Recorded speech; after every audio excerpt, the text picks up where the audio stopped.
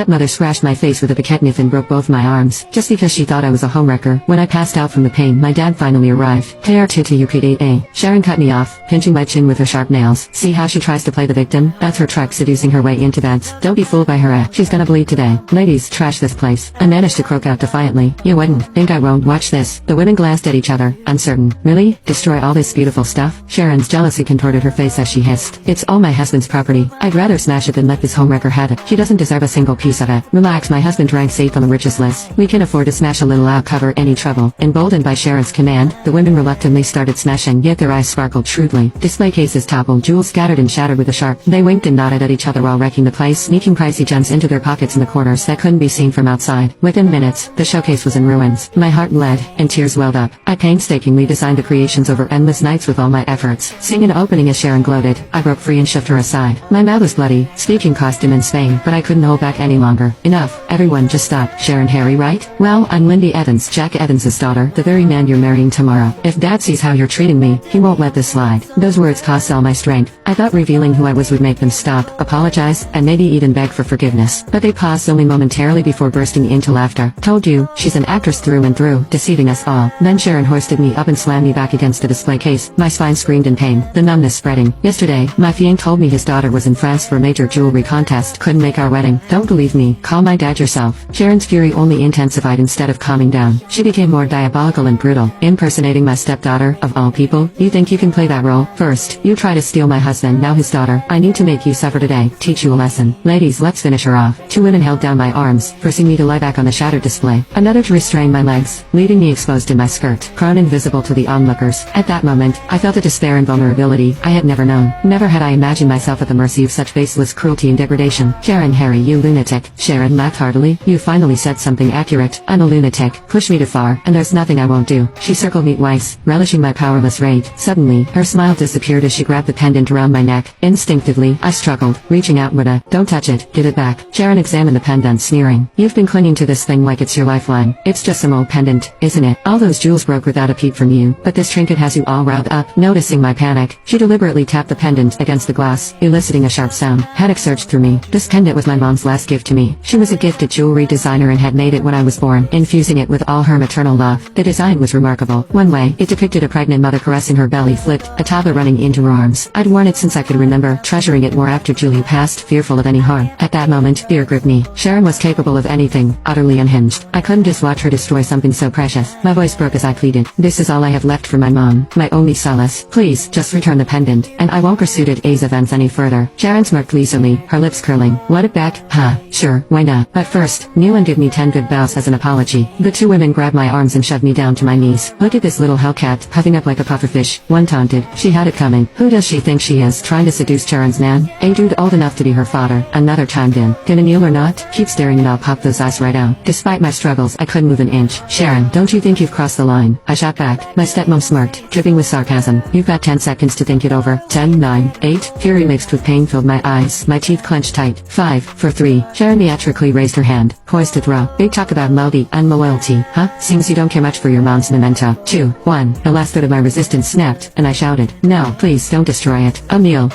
My submission visibly pleased Sharon. She slowly lowered her hand, a smug grin spreading across her face, gritting my teeth against the anger and pain. I hesitated not a moment before slamming my forehead to the ground. Each impact felt like another stomp on my dignity. For the first time, I felt the helplessness of being powerless despite living in a peaceful era. The old blood stains on my forehead soaked anew with fresh blood. Lifting my head after the 10th bow, my vision blurred with tears and blood. In utter humiliation, I reached out begging, can I have the pendant back now, please? Sharon held the pendant just out of reach above my hand. As I tried to grasp it, she snatched it away, laughing cruelly. Wow, are all mistresses this fake? She scoffed. It's because you care so much about this little trinket. I really need to destroy it. She lifted her arm again with a twisted smile, and smashed it down. I watched helplessly as the pendant shattered right before my eyes. My heart, it broke right along with it, shaking uncontrollably, and my fingers scraped against the tile floor, screeching loudly. Overwhelmed by a wave of hatred, I lost all sense of reason. I lunged at Sharon like a wild animal. I grabbed her hair and bit into her skin, gunning all the pent-up rage burning inside me. When I noticed the neat row of scars on the back of her neck, pain pierced through me like a knife. Tears mixed with blood, and fragmented memories flashed through my mind. Sharon Harry, I'll kill you. I screamed, lashing out at anyone who tried to hold me back. My arm, one cried. My back, let go, you sicko. My hair, you demon, give me back my hair. Yet another yelled. My mouth tasted of blood, not even sure whose flesh was between my teeth. My face, smeared with blood, was like something out of a horror show. The spectators, horrified, scattered in all directions, The security finally arrived, slow to react. Sharon pointed at them, barking furiously. I'm Jack Evans' wife. Who dares mess with me? This whole wall is my territory. Am I not allowed to discipline a shameless homewrecker in my own house? Any problem with that? The security guards looked at each other, uncertain how to respond. Empowered by their hesitation, Sharon's gang felt even more justified in their brutality. They pinned me down harder, their grip iron tight. Sharon, nursing her bitten arm, kicked me brutally. Since you're so fierce, let's see how you like being stripped and paraded. I lost all control, fighting as my life depended on it. Even in death, I dragged them down with me. They couldn't believe how tough I was to handle. As I nearly wriggled free, they panicked. We can't hold her. Is she insane? Then break her arm, Sharon ordered, twisting it viciously. Clack. She snapped my left arm just like that. A howl of agony escaped me as I collapsed again. That'll calm you down, you wild thing, she hissed. Strip her. Now, she commanded. I gave up struggling, numbly staring at the ceiling. In my heart, I swore that if they didn't finish me today, I'd haunt them for the rest of their lives. Not one would be spared. Just when I thought they were about to strip me bare and drag me through the streets, a powerful, angry voice cut through the chaos. Stop. Have you all lost your minds? Hearing my dad's voice, I finally let myself weep. Dad, you finally came. I lay there, straining to look up. Blood streamed from my eyes as I looked up at him in despair. Do you really know the woman you're about to marry? Now you can watch the second part by pressing share and more.